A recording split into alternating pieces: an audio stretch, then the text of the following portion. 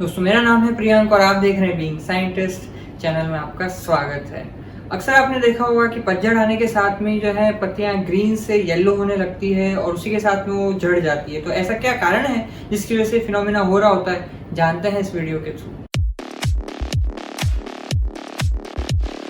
तो यहाँ पे जो मैं बात करने वाला हूँ वो मोस्ट ऑफन जो केस होता है, यानी कि ग्रीन से येलो हो जाती है पत्तियां और साथ के साथ में वो झड़ने लगती है। तो इसकी मैं बात कर रहा हूँ, जरूरी नहीं कि ये फिनोमेना हर बार हर पेड़ के साथ में देखने को मिले। और दूसरी बात मैंने कही पतझड़ की, तो पतझड़ वो टाइम होता है जब गर्मियां एक्चुअल में जा रही होती है और सर्दियों का स्टार्टिंग होने वाला होता है। जी हाँ, बिल्कुल सही आप समझ रहे हैं, वो अक्टूबर के तकरीबन का टाइम होता है जब पतझड़ का एक तरह से सीजन चल रहा होता है। उस समय जो है हमें मोस्ट ऑफन बहुत सारे पेड़ों के साथ में फिनोमेना देखने को मिलता है। तो अब ये हो क्या रहा है, इसके पीछे बहुत ही इंटरेस्टिंग फिनोमेना है, एक नेचर की इंटेलिजेंस है जो काम कर रही होती है। और बेसिकली एक तरह से जैसे हमारी बॉडी के अंदर एक सर्कैडियन रिदम होती है जो एक तरह से, जैसे मैंने बताया था एक पिछले वीडियो में, 37 डिग्री पे टेम्परेचर मेंटेन करने का काम करती है। तो कुछ उसी तरीके से पेड़ों के अंदर भी एक लूजली अगर कहा जाए तो सर्कैडियन रिदम होती है, नेचुरल इंटेलिजेंस होती है जो कि ये देख रही होती है कि बेसिकली कितना एक तरह से डे लाइट थी, कितना नाइट का टाइम गया, कितना जो है टेम्परेचर है। तो उसके हिसाब से वो एक जजमेंट लगा लेती है कि हाँ ऑटम का टाइम आ चुका है, यानी कि एक तरह से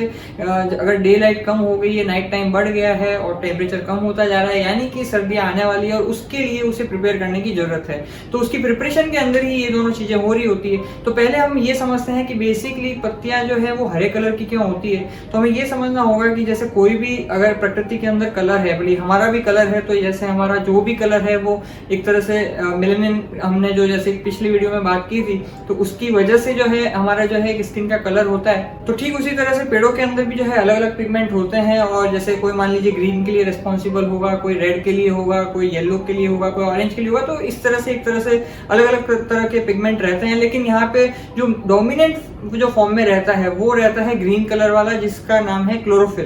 तो ये क्लोरोफिल पिगमेंट ज्यादा होने का कारण ये है कि ये मेनली जो है जो भी सन से एक तरह से जो सोलर एनर्जी आ रही होती है, जो फोटॉन्स आ रहे होते हैं, उसको ये लेता है। और जो एक तरह से आपको रूट से जो है उसे H2O मिल रहा होता है, वाटर मिल रहा होता है, और जो एनवायरमेंट से जो CO2 मिल रहा होता है, तो CO2 और H2O को मिला के और ये कार्बोहाइड्रेट बनाने का, यानी कुछ भी ग्लूकोज, फ्रक्टोज और अगर कॉम्प्लेक्स शुगर बोला जाए तो स्टार्च तरह की चीजें बनाने का काम करता है। तो ये एक तरह से क्लोरोफिल जो है एक तरह से प्लेटफॉर्म दे रहा होता है जिसकी वजह से ये रिएक्शन हो रही होती है। तो अब चूंकि सनलाइट जो है ज्यादा आने वाली नहीं है विंटर के टाइम में, तो ऑब्वियसली क्लोरोफिल का उतना काम होने वाला नहीं है। तो बेसिकली उन सारी पत्तियों का मेंटेनेंस अपने आप में एक बहुत बड़ी चीज है, और तो वहां पे क्लोरोफिल का भी कोई काम नहीं है। तो इसके लिए एक तरह से वहां पे क्लोरोफिल जो है उसका ब्रेकडाउन हो जाता है। और क्लोरोफिल का ब्रेकडाउन होना इसलिए भी जरूरी है क्योंकि उसके अंदर बहुत मतलब एसेंशियल न्यूट्रिएंट जैसे कि नाइट्रोजन वगैरह रहते हैं। तो उनका ब्रेकडाउन होने से वापस से एक तरह से उसे एनर्जी में, उसे एक तरह से एसेंशियल न्यूट्रिएंट मिल सकते हैं। उसका जो प्लांट है तो वो वहां पे सारे के सारे क्लोरोफिल का ब्रेकडाउन होकर न्यूट्रिएंट चले जाते हैं। तो अब जैसे ही क्लोरोफिल जाता है, तो जैसा मैंने आपको बताया कि क्लोरोफिल मेजोरिटी में होता है, तो जैसे ही क्लोरोफिल जाता है तो पीछे के जो पिगमेंट थे जो कि थे वहां पे पर दिख नहीं रहे थे, जस्ट बिकॉज क्लोरोफिल वहां पे बहुत ज्यादा था।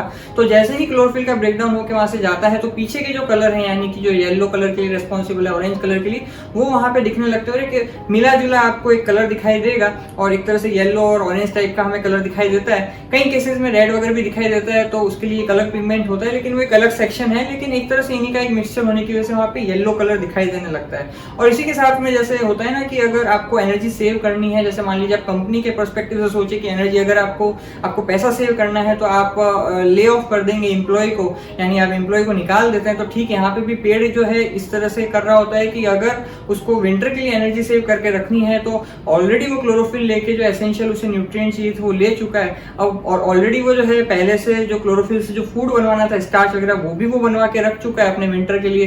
तो अब बेसिकली वहां पे उसके लिए पत्तियों का कोई काम नहीं है। तो एक तरह से पत्तियों का आप एम्प्लॉय समझ सकते हो, वो उनको ले ऑफ कर देता है। यानी कि वहां पे एक हार्मोन है जिसे बोलते हैं एब्सिसिक एसिड, यानी ABA। तो वो वहां पे पत्तियों को एक तरह से जाके एक्साइसन करने का काम करता है, जो वहां से जो स्टेम से कनेक्टेड होती है, और उसके बाद में पत्तियां जो है नीचे झड़ जाती है। और अगेन ये भी इसकी एक स्ट्रेटेजी होती है कि जैसे ही पत्तियां झड़ेगी तो जो बाकी के न्यूट्रिएंट या बाकी की चीजें भी जो है वो वहीं की नीचे मिट्टी में जाएगी झड़ने के बाद में, और वो झड़ने के बाद में मिट्टी में जाने के बाद में वो पत्तियां डीकम्पोज होकर फिर से जो उसके बचे कुछ भी जो न्यूट्रिएंट है वो उसकी रूट में पहुंच जाएंगे, और फिर से उन न्यूट्रिएंट को वो फिर से अपने अंदर वापस से रख लेगी आने वाले टाइम के लिए, सर्दियों के लिए, और कंजर्व करके। और जैसे ही वापस से स्प्रिंग आएगी, वसंत ऋतु आएगी, तो उन्हीं न्यूट्रिएंट को फिर से इस्तेमाल करके फिर से पत्तियां वहां पे आ जाएगी, and this will be Vasant Ritu now. तो इस तरीके से एक तरह से पूरा एक तरह से किस तरह से टैकल करना है पेड़ को अपने सर्दियों के लिए, ये इसी की वजह से ये प्रोसेस हो रहा होता है, जो कि अक्सर हमें पतझड़ के मौसम में दिखाई देता है इस तरह का फिनोमेना। तो आज के लिए इतना ही, फिर आपसे मुलाकात होगी। जय विज्ञान।